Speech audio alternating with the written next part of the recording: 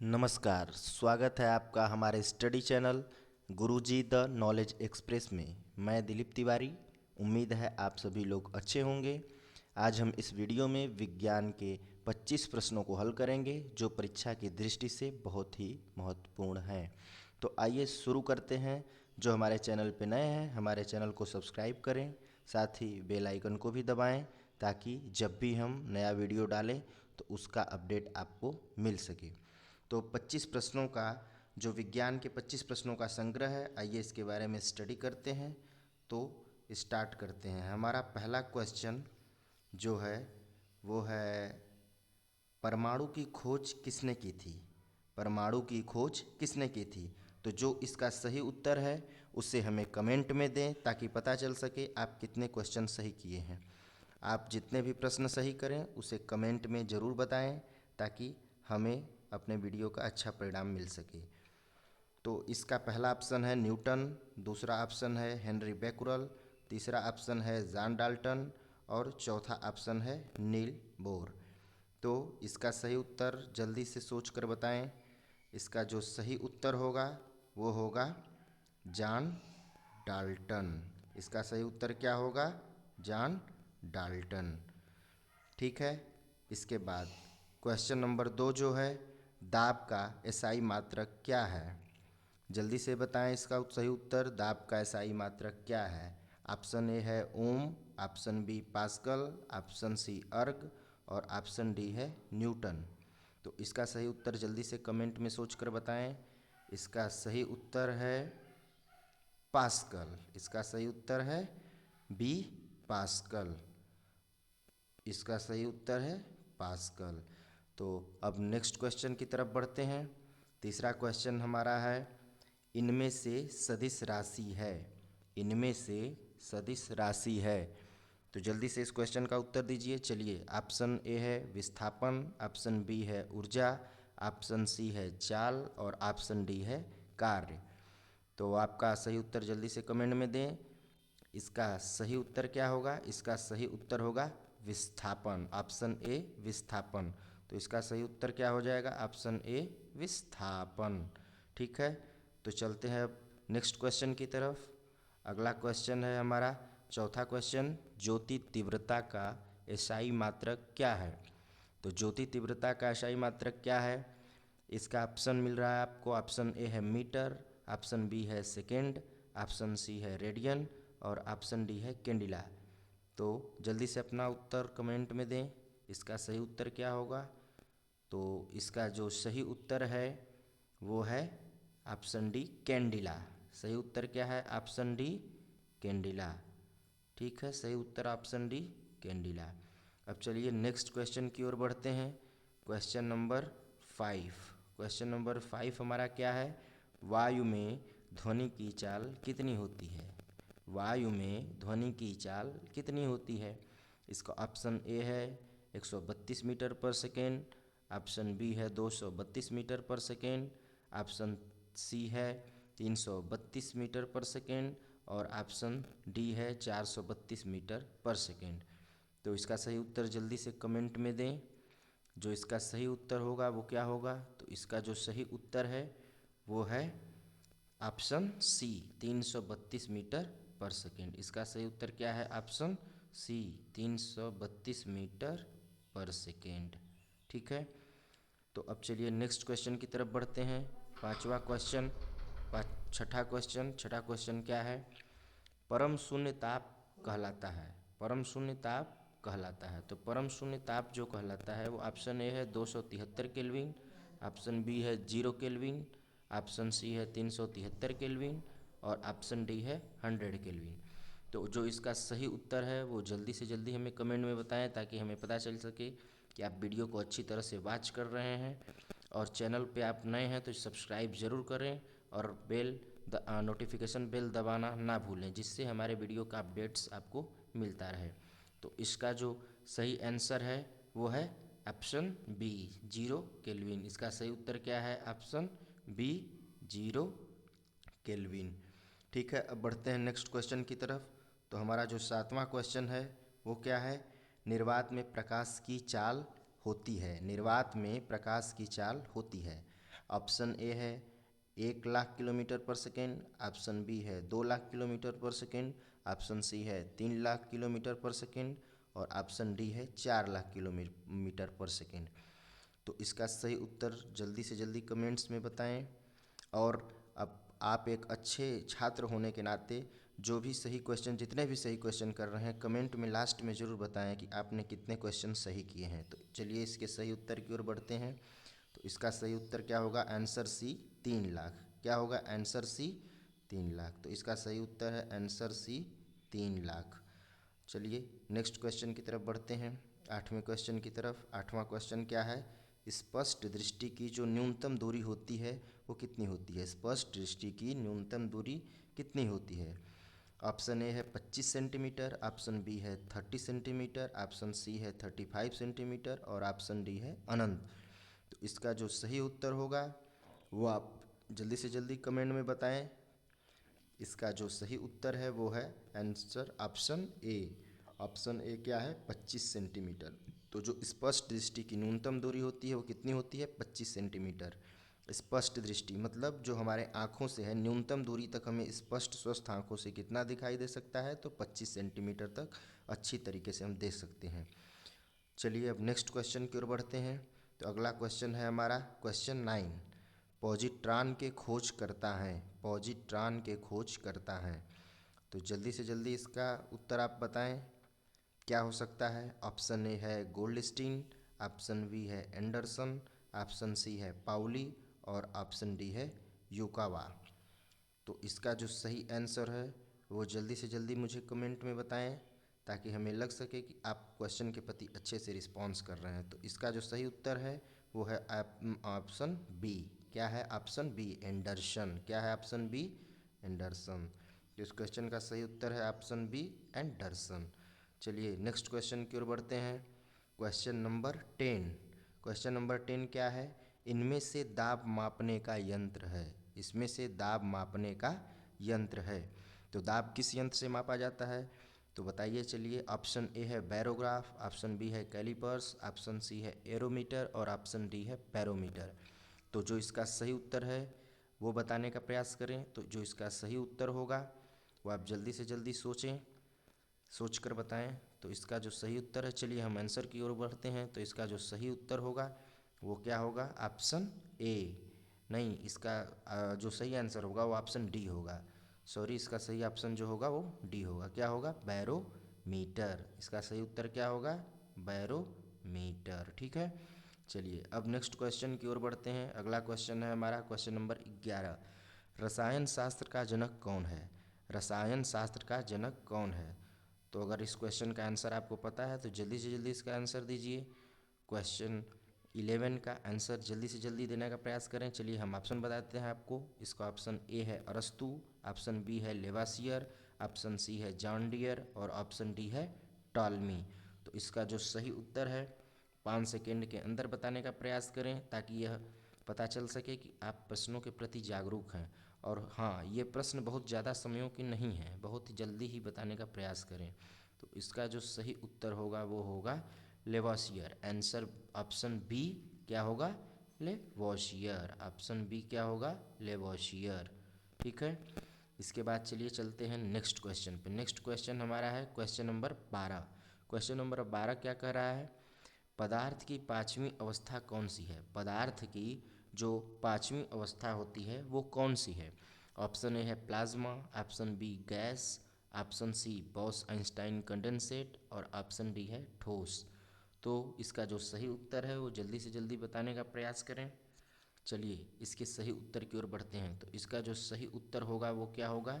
Option C Bose Einstein condensate. क्या होगा? Option C Bose Einstein condensate.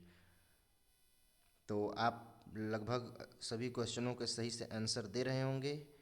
जैसा कि हमें पता है कि आप लोग बुद्धिमान छात्र हैं, तो जहाँ तक इसका सही उत्तर देने का प्रयास करेंगे। चलिए नेक्स्ट क्वेश्चन की ओर बढ़ते हैं। Question number 13। क्वेश्चन नंबर 13 क्या है? बर्फ़ का हिमांक होता है। बर्फ़ का हिमांक होता है। तो ऑप्शन मिल रहा है आपको। ऑप्शन ए है 0 डिग्री सेल्सियस, ऑप्शन बी है 0 केल्विन, ऑप्शन सी है 4 डिग्री सेल्सियस और ऑप्शन डी है 100 डिग्री सेल्सियस। तो जो इसका सही उत्तर है वो जल्दी से जल्दी सोचकर कमेंट में बताएं। तो इसका जो सही उत्तर होगा वो होगा ऑप्शन ए 0 डिग्री सेल्सियस। क्या होगा? Option A 0 degree Celsius. क्या होगा? Option A 0 degree Celsius. चलिए अगले क्वेश्चन की ओर बढ़ते हैं। अगला क्वेश्चन है हमारा, सबसे अधिक इलेक्ट्रॉन बंधुता किसकी होती है? सबसे अधिक इलेक्ट्रॉन बंधुता किसकी होती है?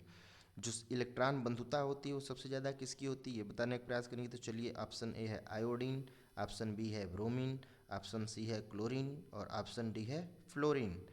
तो इसका सही उत्तर जल्दी से जल्दी कमेंट में बताएं। जो इसका सही उत्तर है वो है ऑप्शन सी। ऑप्शन सी क्या है? क्लोरीन। क्या है? Option C chlorine. चलिए अगले क्वेश्चन की ओर बढ़ते हैं। अगला क्वेश्चन हमारा क्या है? अगला क्वेश्चन है हमारा, सिरका में कौन सा अम्ल पाया जाता है? अगला क्वेश्चन है, सिरका में कौन सा अम्ल पाया जाता है? ऑप्शन ए है एस्टिक अम्ल, ऑप्शन बी है टार्ट्रिक अम्ल, ऑप्शन सी है मेलिक अम्ल और ऑप्शन डी है साइट्रिक अम्ल। तो इसका जो सही उत्तर होगा वो क्या होगा? तो चलिए देखते हैं आगे क्या होता है। इसका सही उत्तर होगा ऑप्शन ए एसिटिक अम्ल। सिरका में क्या पाया जाता है? एसिटिक अम्ल पाया जाता है। ठीक है, चलिए अगले क्वेश्चन की ओर बढ़ते हैं। अगला क्वेश्चन क्या है हमारा, नींबू में कौन सा अम्ल पाया जाता है? नींबू में कौन सा अम्ल पाया जाता है? ऑप्शन ए है एसिटिक अम्ल, ऑप्शन बी है टार्ट्रिक अम्ल, ऑप्शन सी है मेलिक अम्ल और ऑप्शन डी है सिट्रिक अम्ल। तो आप अपना सही उत्तर बताइए, जल्दी से जल्दी बताइए, मुझे कमेंट में बताइए क्या होगा। नींबू में कौन सा अम्ल पाया जाता है? आप लोग जैसा कि डेली यूज में भी जानते होंगे, घरों में यूज किया जाने वाला नींबू, इसमें कौन सा अम्ल पाया जाता है? तो इसमें सिट्रिक अम्ल पाया जाता है। कौन सा अम्ल पाया जाता है? Option D. ऑप्शन डी क्या होगा? सिट्रिक अम्ल। कौन सा अम्ल पाया जाता है बच्चों? सिट्रिक अम्ल। ठीक है, चलिए अब अगले क्वेश्चन की ओर बढ़ते हैं। अगला क्वेश्चन क्या है हमारा, हाँ तो ये भी क्वेश्चन बहुत सिंपल है, आप लोगों को जैसा है कि पहले से पता होना चाहिए क्योंकि बहुत ही आसान क्वेश्चन है ये। इमली में कौन सा अम्ल पाया जाता है? इमली में कौन सा अम्ल पाया जाता है? इमली तो आप लोगों ने खाया होगा, तो इसलिए इमली को बताइए क्या होता है, इमली में कौन सा अम्ल पाया जाता है? ऑप्शन ए है एस्टिक अम्ल, ऑप्शन बी है टार्ट्रिक अम्ल, ऑप्शन सी है मेलिक अम्ल और ऑप्शन डी है सिट्रिक अम्ल। तो इसका जो सही उत्तर होगा वो क्या होगा? तो इसका जो सही उत्तर होगा वो ऑप्शन बी होगा। क्या होगा? टार्ट्रिक अम्ल। क्या होगा इसका सही उत्तर? ऑप्शन बी टार्ट्रिक अम्ल। चलिए अगले क्वेश्चन पे बढ़ते हैं। अगला क्वेश्चन है हमारा क्वेश्चन नंबर 18, विटामिन ए का रासायनिक नाम क्या है? जैसा कि आप लोग जानते हैं विटामिन ए को रेटिनॉल के नाम से जाना जाता है और ऑप्शन दिया गया है इसमें टार्ट्रिक अम्ल, option A, option B acetic अम्ल, ऑप्शन सी स्कार्बिक अम्ल और ऑप्शन डी सिट्रिक अम्ल। तो इसका जो सही उत्तर होगा वो क्या होगा? तो इसका सही उत्तर बताने का जल्दी से जल्दी प्रयास करें। जैसा कि हमें पता होगा कि आप लोग हमारे वीडियो को अच्छे से वॉच कर रहे होंगे और क्वेश्चन को अच्छे से हल कर रहे होंगे, तो अगला इस क्वेश्चन का जो आंसर होगा वो क्या होगा? आंसर ऑप्शन सी होगा। क्या होगा? ऑप्शन सी होगा। क्या होगा? एस्कार्बिक अम्ल। ठीक है, तो विटामिन ए का रासायनिक नाम क्या होता है? विटामिन ए का, माफ़ करिएगा, जो विटामिन ए का रासायनिक नाम होता है वो रेटिनॉल होता है। क्या होता है? रेटिनॉल होता है। गलती से इसमें हमने टाइप कर दिया है एस्कॉर्बिक अम्ल, तो इसके लिए हम माफ़ी चाहते हैं आप लोगों से। ठीक है, इसका जो रासायनिक नाम क्या होता है वो रेटिनॉल होता है। ठीक है, अब चलिए आगे बढ़ते हैं, अगले क्वेश्चन पे बढ़ते हैं। अगला क्वेश्चन हमारा 19 नंबर का है, भूपटल पर सबसे अधिक कौन पाया जाता है? भूपटल पर सबसे ज़्यादा क्या पाया जाता है? नाइट्रोजन ऑप्शन ए में है, ऑप्शन बी है ऑक्सीजन, ऑप्शन सी है हाइड्रोजन और ऑप्शन डी है पोटेशियम। तो क्या पाया जाता है पृथ्वी पे सबसे ज़्यादा? तो पृथ्वी पे सबसे ज़्यादा क्या पाया जाता है? ऑक्सीजन पाया जाता है। सबसे ज़्यादा क्या पाया जाता है पृथ्वी पे? ऑक्सीजन पाया जाता है। कितने प्रतिशत पाया जाता है? 46% पाया जाता है। कितना पाया जाता है? लगभग ऑक्सीजन पाया जाता है। कितने प्रतिशत पाया जाता है? 46%। ठीक है, तो भूपटल पर सबसे अधिक क्या पाया जाता है? ऑक्सीजन पाया जाता है और कितना पाया जाता है? 46%। तो चलिए अब अगले क्वेश्चन पे चलते हैं। Question number 20।